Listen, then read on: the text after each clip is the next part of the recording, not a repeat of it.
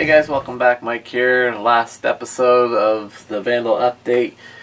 I got it all done. I'm real excited about it. Can't wait to get this thing on the track tomorrow. It's getting later in the evening. Everybody's sleeping, but I'm up wrenching and excited to run this. Got my batteries all charged and everything. So I just thought I'd go over it quick and show you what it's all been done. I clearly don't have the wing on, but I just did that for purposes of that's just 4 screws that go in. But I just want to show you quick what I've done to this buggy. I got these cool green body clips from Hobby King. You get 10 for a couple bucks. I think they're pretty cool. It matches RC quite well. I'm just gonna go over real quick again on the bottom.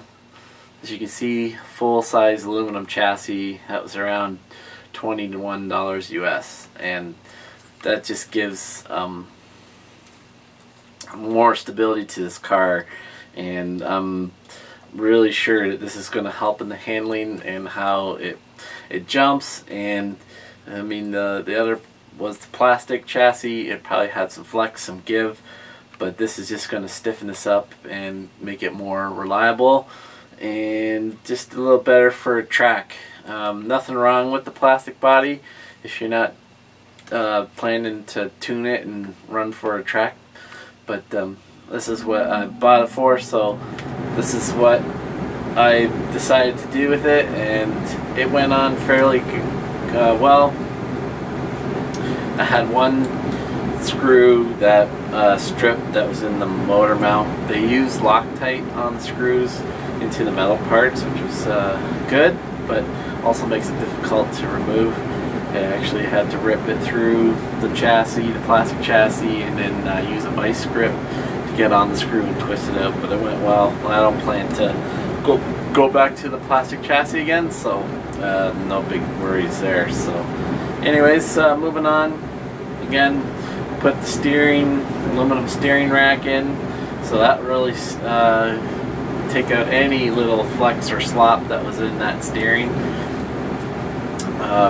I went to carbon fiber shock towers and the aluminum shocks. I refilled them, put 30 weight Team Associated silicone oil in them, so I got some nice flex. One thing about the shock towers is actually 2 things. Before the plastics, the plastic ones, the screws would screw into the plastic molding here. Because it's flat and they don't have the extra molded bumps on the back for the screws to go in, the upgrade included little nuts that went on the back side. So that's really interesting. Some nylon threaded nuts, so everything's on tight, works well.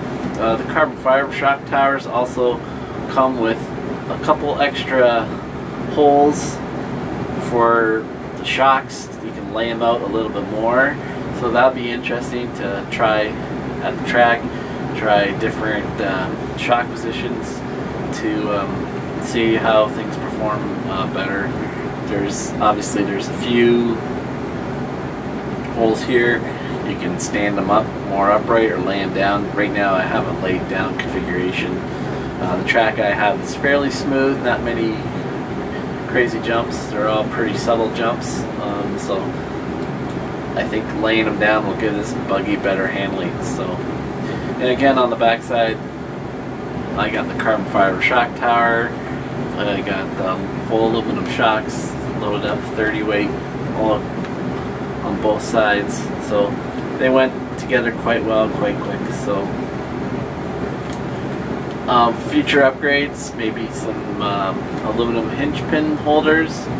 But I got plenty plastic spare ones. They were like, I can't remember, maybe 40, 60 cents in there, 80 tops, but I don't see them. If they do break, I got plenty of plastic spares, and when I get some extra cash sometime, maybe I'll go to the aluminum upgrade. But anyways, I say total time to go from stock to aluminum chassis, mess with the shocks, put the shock towers in. I think I got maybe almost 3 hours into this buggy. I had to take all the electronics out, put them all remounted all back in. Just mounting the motor and getting the gear mesh took a little extra time. yeah, getting your drivers in there is a little tight, but I think I got it, and pretty happy with how this turned out. So the Vandal's going to be unleashed tomorrow on the track. I will have footage of that. People are asking me all the time, can we see this thing on a track? Can we see this thing on a track? You're going to see this on the track. No ifs and buts about it. So I'll bring the Mobius tomorrow. I'll try and mount it somewhere up on the driver's stand. Maybe you'll even do some onboard. We'll see how that all works. I'm not promising that part, but we'll see how that works. And other than that, I think that wraps it up for the Vandal. I'll report back on how it's performing, but as far as the upgrading right now, from what I plan to upgrade, this is all complete.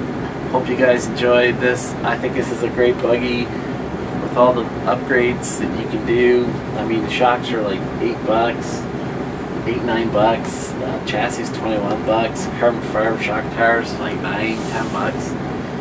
I mean, you add it up, you know, 20 here, 20 here, that's 60 parts. The steering rack, that was up to you, another $8 or $7. So I mean, it's like, you know, $70 in upgrade parts plus shipping, plus the 66 that this came as a roller. Throw your electronics in, I think we're going to have a pretty competitive buggy. Instead of dropping 500 bills for you know, a low-C or Team Associated or an X-Ray buggy, hopefully this will be a competitive buggy at a much lower price. And for me, 110 buggy is a lot of fun to drive, and I'm looking forward to doing some of that this summer. We'll see how it goes. So again, guys, thanks for tuning in. Thanks for supporting my channel. Hope you like the Vandal. Hope you like and subscribe. Take care, guys, and we'll catch you again next time. See ya.